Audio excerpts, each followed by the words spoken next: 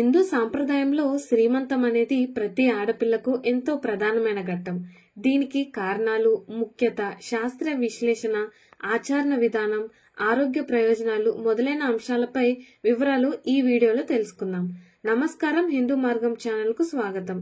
సీమంతం లేదా baby shower అనేది హిందూ ధర్మంలో ఒక ప్రత్యేకమైన ఘట్టం.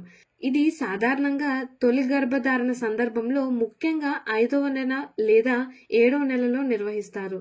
తల్లి భద్రత, బిడ్డ ఆరోగ్యాన్ని కోరుతూ దుష్టశక్తుల దృష్టి నివారణ కోసం ఏర్పాటు చేసే పెద్ద కుటుంబ వేడుక.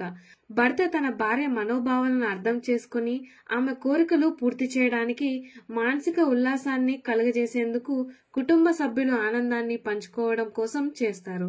ఉదయం శుభముహూర్తంలో గణపతి పూజ లాంటి పూజలు చేస్తారు.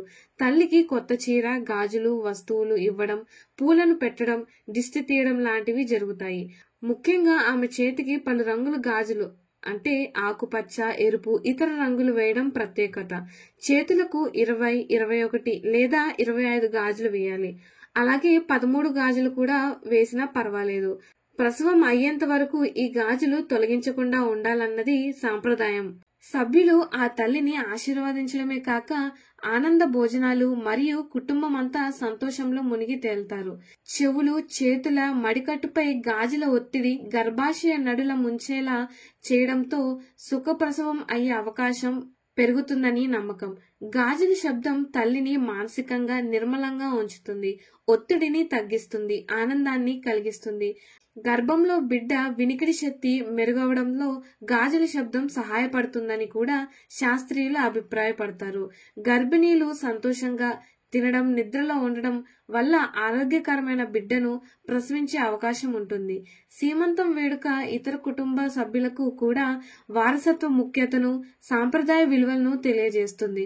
పెద్దవాళ్ళు ఆశీర్వాదాలు తల్లి బిడ్డలకు ఆరోగ్యాన్ని, ఆయుష్ను ప్రసాదిస్తాయని నమ్మకం.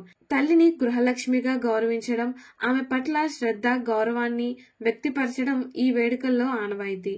పురాణ సంప్రదాయాల్లో గర్భిణీకి అధికంగా దిష్టి తగిలే అవకాశం ఉందని నమ్ముతారు. పాజిటివ్ ఎనర్జీతో గర్భిణి ఆనందంగా ఉంచడమే కాక చెడు శక్తులను దూరం చేసేందుకు పూజలు కూడా చేస్తుంటారు. అత్యంత పురాతనమైన ఈ వేడుక ఇప్పుడు ఈ వెస్ట్రన్ కల్చర్ లో బేబీ షవర్ అని మార్చేశారు. తల్లిని నిరంతరం ఉల్లాసంగా భావించడం ఆమె భావోద్వేగ ఆరోగ్యానికి మూల స్తంభం. కుటుంబ సభ్యులందరూ కలిసి ఆనందంగా గడిపే వేడుకల్లో గర్భిణికి పునాది ప్రోత్సాహం లభిస్తుంది. సాధారణంగా సీమంతం అంటే బేబీ షవర్ పుట్టింట్లో చేయడం శుభమని చాలా మంది నమ్ముతారు. కానీ ఇవాళ కాలంలో అత్తింట్లో కూడా చేయొచ్చని చాలా కుటుంబాలు స్వీకరిస్తున్నారు. మీ కుటుంబంలో ఉన్న పెద్దలు వైవాహిక సాంప్రదాయాన్ని బట్టి నిర్వహించుకోవాలి. సీమంతం లేదా బేబీ షవర్ ఎక్కడ చేసుకున్నా సాంప్రదాయంగా పద్ధతితో చేసుకోవడం ముఖ్యం. సాంకేతికంగా సీమంతం వేడుకల్లో గర్భిణి ఆరోగ్యంగా ఉండేందుకు, సామాజిక ప్రోత్సాహం అందించేందుకు, పుట్టబోయే బిడ్డ ఆరోగ్యానికి శుభాకాంక్షలు తెలియజెప్పేందుకు, కుటుంబ సంబంధాన్ని బలోపేతం చేసేందుకు చేసిన సాంప్రదాయ పద్ధతుల్లో ముఖ్యమైనది ఇది. గాజులు, పూలు, వస్త్రాలు, ఆశీర్వాదాలు, ఆనందాలు ఇవన్నీ కలగలిపిన ఈ సీమంతం వేడుక భారత సాంప్రదాయ పవిత్రతకు ప్రత్యేకం.